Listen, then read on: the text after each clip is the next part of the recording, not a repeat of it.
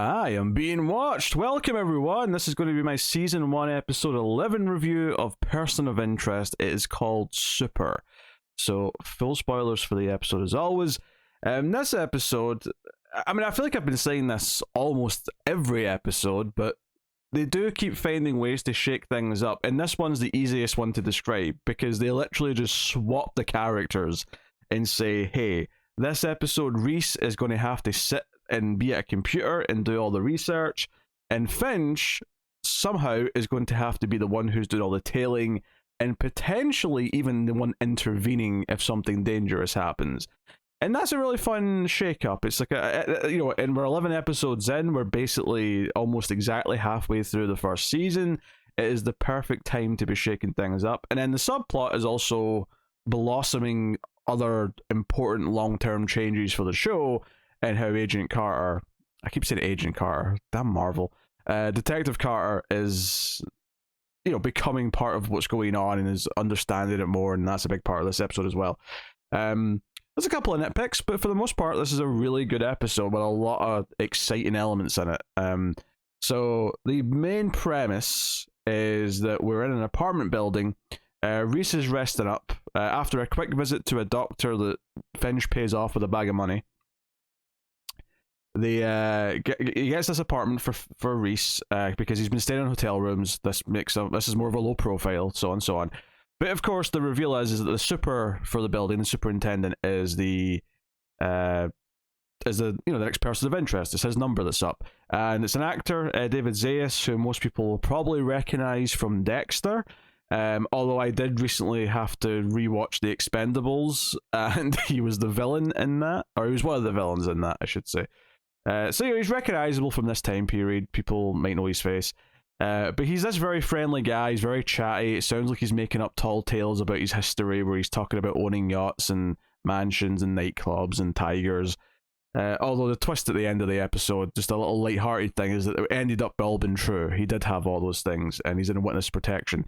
I guess just on his plot, first of all, which basically is that there's a woman who lives in the building who might be the potential victim.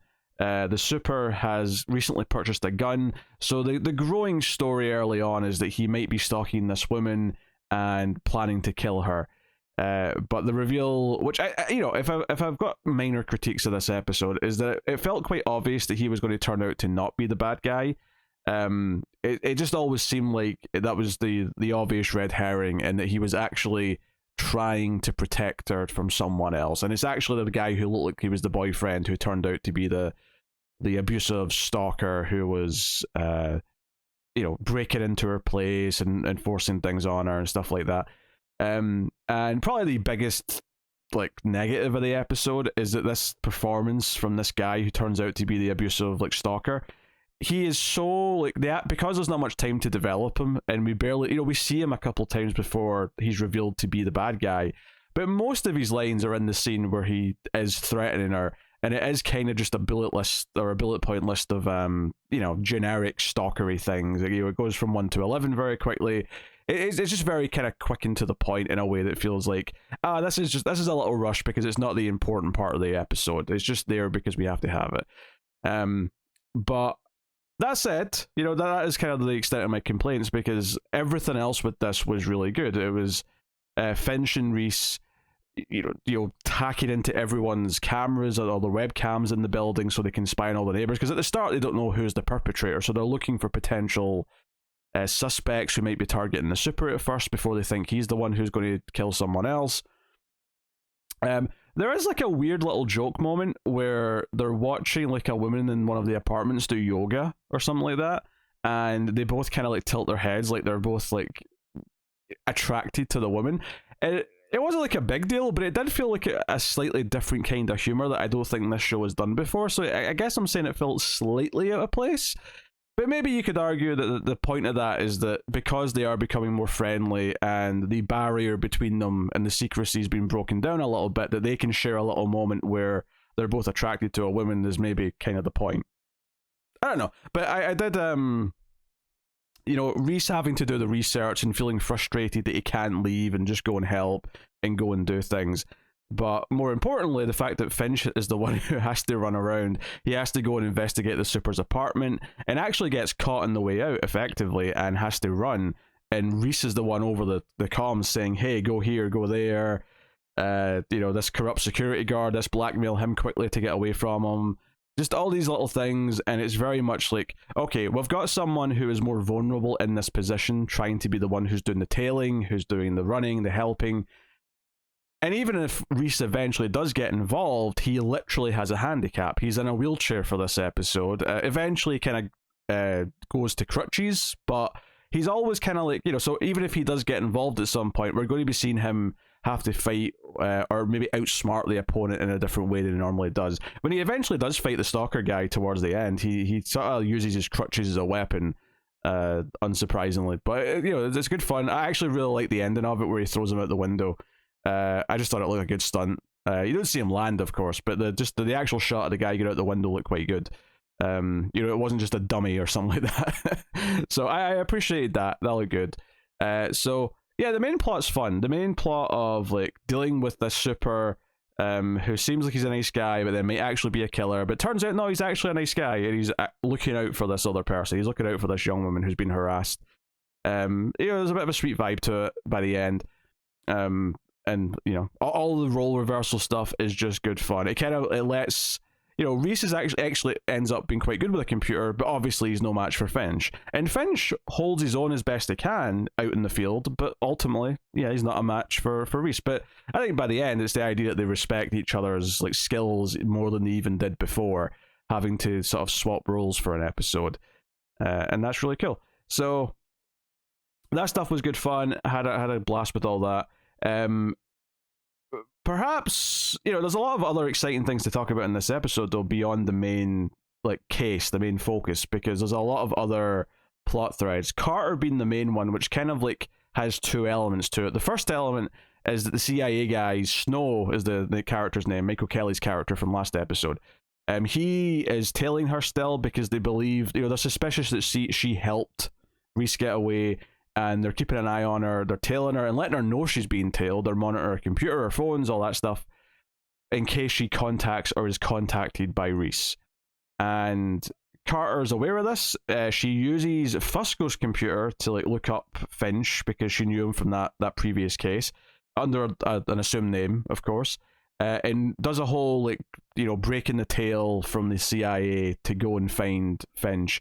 And Finch gets in contact with her. Finch is a very busy boy this episode. He somehow has time to talk to Carter and set her up on her own little mini person of interest case, despite also being the main one in the main plot. He's doing all the active work in the main story. So credit to him. I mean, Reese does point out that he was missing for a little bit, taking care of something. So there is at least acknowledged in the A plot that he was off doing something. But all this is good stuff. I mean, the CIA stuff is ultimately just it's dealt with for now by setting them on a wild goose chase because they have Fusco plant Reese's fingerprints in a different state. So good stuff. Right? So they drive off later in the episode. But the more interesting thing here is absolutely Carter. It's Carter actually, the payphone rings when she's tracking the location of this old cell phone that Finch was using. And Finch anticipated this. He's there to greet her. And she asks what's going on. She needs to know what it is they do. She's basically already, helping them by choosing to do what she did because she doesn't want to, kill Reese. But she needs to know what it is they're actually doing and what their operation is. And Finch just gives her a case. He just says, hey, that guy over at the bar, this is his name. He lost his job X number of months ago. He's lost his house. He's upset, and he's going to be involved in a violent crime, either as the perpetrator or the victim, and basically leaves Carter with that information and to keep an eye on him.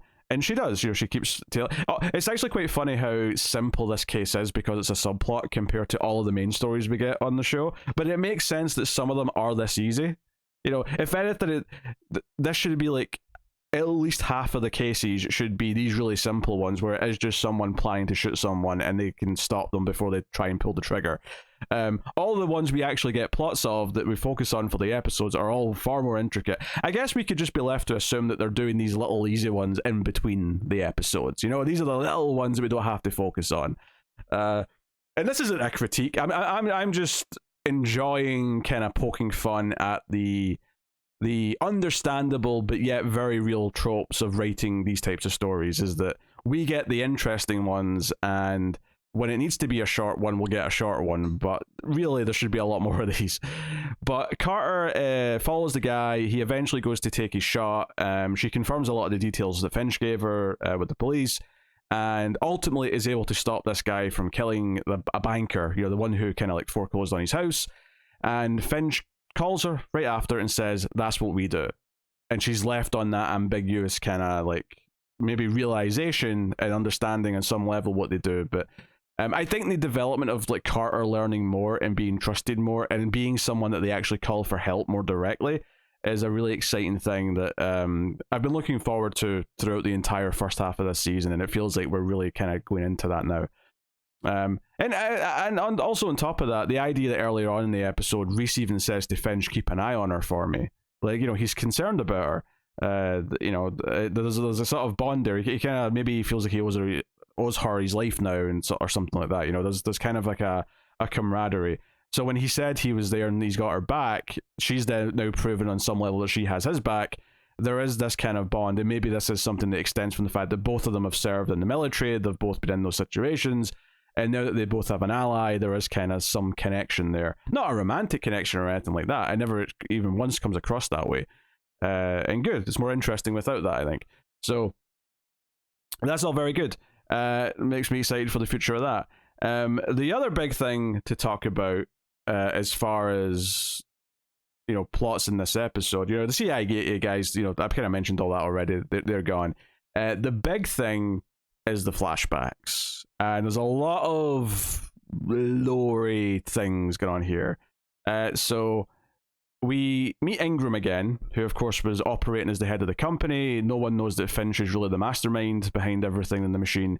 But we see 3 key sequences, and these were really done. You remember when I was like criticizing like 2 or 3 episodes ago the flashbacks with Reese and his handler, and how it felt kind of like confined and cheap because it was all in this one location, and it kind of felt like one conversation split up into 3. This was the total opposite.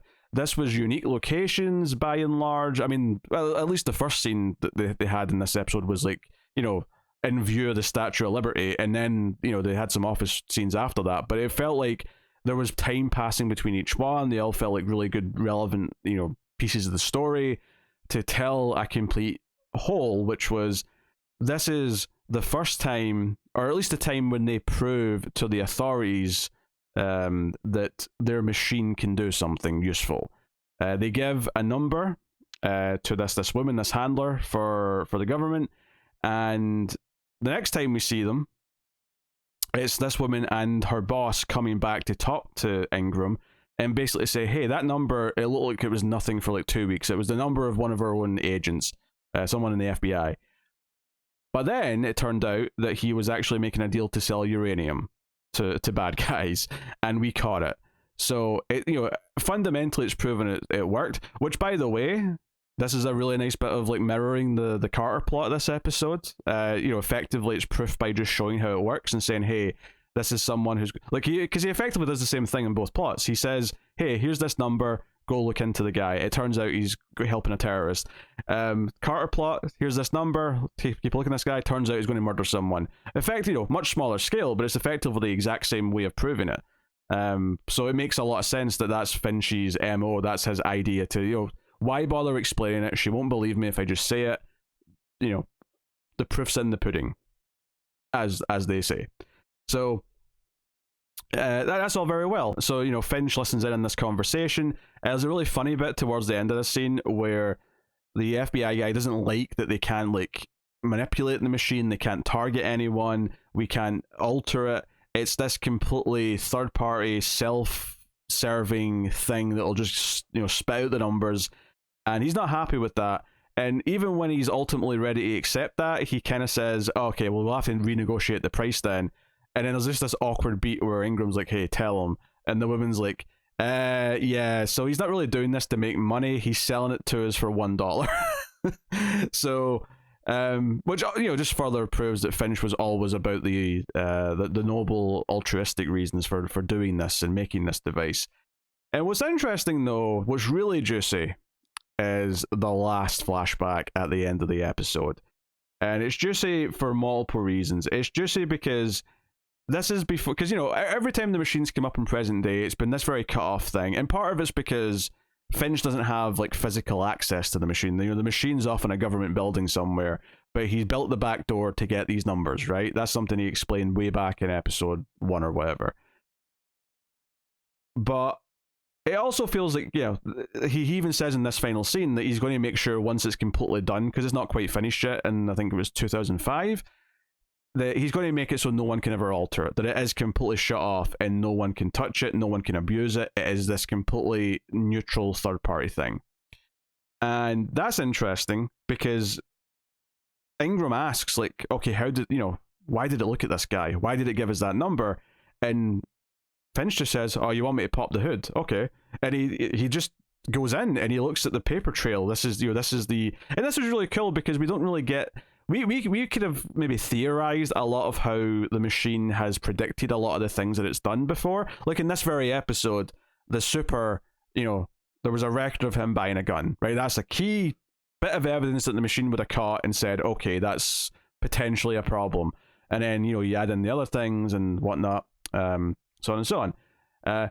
But it's like, hey, no, he was going to this gas station, you know, suspiciously once every other month or whatever it was, and there was this other car that was always there a couple hours before, and it's something that no human, unless they were watching because they had a reason to already be watching this place and looking for these specific cars, would probably never notice. But the machine picked it up. The machine recognized that the same vehicles were going at the same time every couple of months for these dead drops, as they call it. And it's like that was it. That was what set the trail. The computer got its thread and it found this suspect and it led to someone being arrested. And it's like, okay, that's interesting. And there's a little bit of talk here where Ingram's like, oh, do you not feel a little bit uncomfortable with this thing watching our every moves and being able to do this? You know, that question is raised. So this is all juicy because we get to see a glimpse of it working. And when Finch opens it and he looks at the software or whatever it is, it does look a lot like what we see in the transitions of the episode. You know, when we're seeing all those little sort of boxes, like little screens that are sort of staticky and they're kind of, we're moving about in cyberspace or whatever you want to call it. It looks like that when he opens it up. So it's like, hey, this thing we've been seeing every episode is literally what this machine's interface looks like. If it, you know, not that anyone can look at it anymore by the sounds of it, but this is what it looked like, and that's what we're seeing. But the real juicy thing, of course, at the very end is that well, there's two things actually.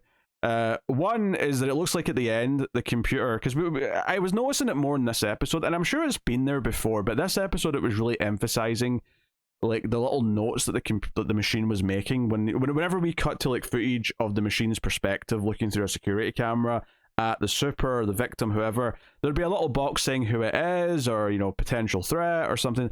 I was noticing a lot more in this episode, and I think that was by design, because at the end of the episode it ends with the box saying that it's suspected a potential threat, and it says Nathan Ingram, which you have to assume is going to lead to whatever happens with Ingram that, you know, leads to his death or what. So that's a super juicy detail, and honestly that might even, like, that's even better when it's paired with the other little note here where basically Ingram points out that Finch is talking about this thing like it can hear them, like it's listening to them, like it's a person, like it's an entity.